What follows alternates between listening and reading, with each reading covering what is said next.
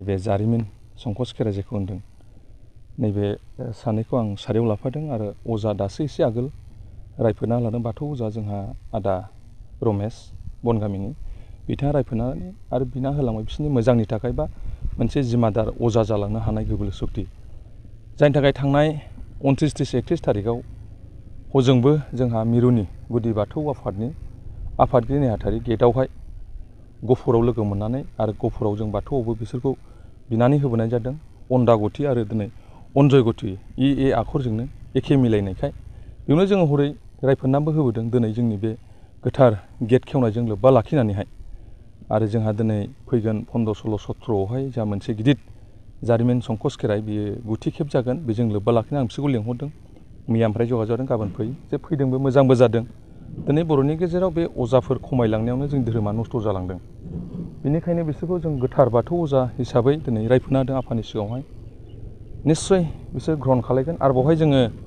गाज्रि मोननाङा बिसोरखौ जोङो हजोंबो नमेनक्लेचार होनाय जादों नाम दोननाय जादों सासेखौ दोनदों सियाल गिदिर सासेखौ दोनदों सियाल फिसा बिदि ओंथिया जे गाज्रि रुपजों बुङाखै इसोरफ्रा माबा मोनसे नाम दोनखायो जखन आफाखौबो मोदायफ्रा दाउला राजा नाम दोनलांखादोंमोन दा ओंखायनो बिसोर गावसोर गोसो मिलायनायजों जोंनि बुंनायजों आरो जारिमिन संकस खेराइयाव जे बिसोर बेबायदि सफर लानो मोनबाय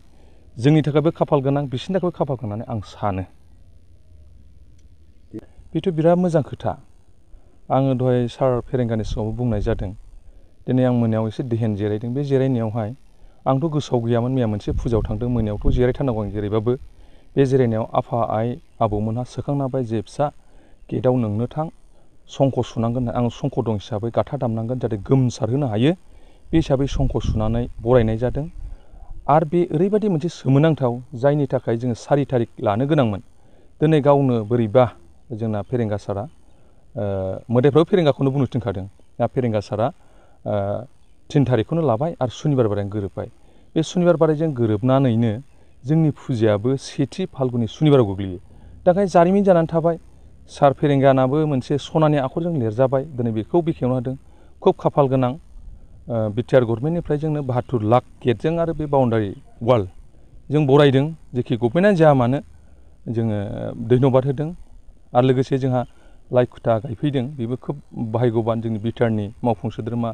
रेवरेवा नार्जिहारि बिथाङाबो मोजां बुंलांदों आरो जों लुबैदों बेवहाय सोरबा गुदिनिल' फुजा जानाङा बियो नो डाउट आं बुलि बाथौ नाथाय बर'नि गेजेराव गावसा गावसि धोरोम दं जाय जेरैखि थाथों नाथाय जारिमिना सोरबा खृष्टान सोरबा बाथौजों रुजुआखै खिन्थु बर'नि गुदि धोरोमा बाथौ होननानै जे जोंल'नो ओरै जानांगौ बिदिखौ जों लुबैयाखै आरो सारनाबो मोजां मेसेज होलांदों आंबो बे मेसेजखौनो होनो लुबैदों जायनि थाखाय बेवहाय गासैबो ब्रह्मनिफ्राय लानानै खृष्टाननिफ्राय लानानै दिनै सोरजिगिरिनिफ्राय लानानै दिनै जयगुरुनिफ्राय लानानै बिभिन्न धर्मआव गावलांथों नाथाय बर'खा बिदि होननानै जोङो लुबैयाखै जे साफ्रोमबो बर'फ्रानो बाव खुलुमफैनो हागोन नाथाय जों फुजाखौ बोसोराव खनसे गावसोर गोदो गोदाय 1562 सनावहाय जेरैबायदि बै जारिमिनगिरिफोरनि बुंनाय बाथ्राखौ लानानै जों बुंनाय जायो बेवहाय जों गिबियावनो आं जाय बेखौ दिथागिरि होबोदों जाय दिनै बेखौ बेरखांहोबोदों मैखुन बादि बेनो जाहैबाय जोंहा दावराव देख्रेब सार जों बेनि मानखौ दोनथारनांगोन बिनि थाखायसो दिनै दावराव देख्रेबा गाव जानो हागौ दस्रा धोरोममोन नाथाय जारिमिनाथ' नोङो उल्था फाल्था जाया बे हिसाबै गोदो गोदाय बेवहाय नरनारायण राजाया जखनाखि बावलांदोंमोन बे समाव बियो इसोर आफा बोराइ बाथौजों सोपनाय जानानै नोंनि असे धोरोमखौ नों मानो बावलांखो नों जे सानजा जेरै जे खालायनो नागिरदों बे जै जानाय नङा होननानै बुंजानायावहाय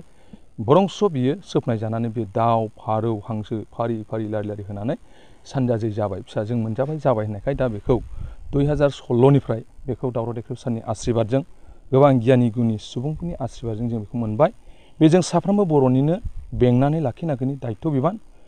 ओंखायनो आङो फेरेंगा सारखौबो बुंदों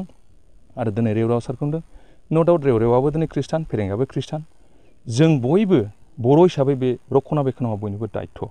बेनिखायनो आं लुबैदों साफ्रोमबो फैथों खुलुमफैथों नाथाय बे बोसोराव खनसेल' बे बुलि बिदान जागोन उनाव सोर मा होना खुलुमबाय थाथों बेनिखायनो आङो दिनै सासे समाज सिबियारि बायदि जानानै बिनि बर' दौरि बायदि जानानै बयखौबो खावलायहरदों फैबाय थानाय 15, 16, 17आवहाय जाहाथे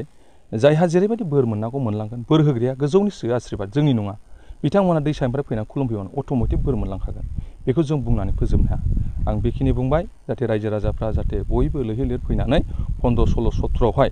जेरै खुंथायाव जोंना BPFनि दं UPPLनि दं BJP नि दं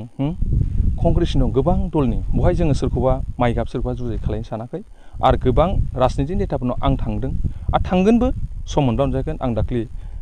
हयथ' खाम्फा सारजोंबो आं रायज्लायहैदों जाहाथे बेखौ लेंहरनाय जादों आरो गोबां दैदेनगिरिखौ आङो सान्स मा लेंहरजोबगोन फैनानै खुलुमलांथों गाव बोर बिना लांथों बोरा गावनियावसो थायो गावनो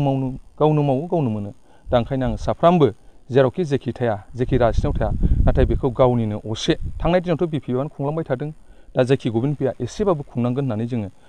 जेरावखि थाङा जेखि थाङा बे खोथाखौ बुंबाय थानाय जादों बेखिनि बुंनानै आं आंनि दिनैनि बे गोथार सानै दिनै सियाल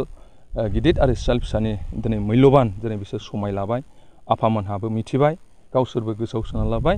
धन्यबाद जाथों आरो बिसोरनि साननायफ्रा मंगल जाथों जाहाथे आइ आफाबो बिसोरनि सायाव इनाय अनागारि दामावथों होननानै आं बेखिनि बुंबाय गोजोन्थों।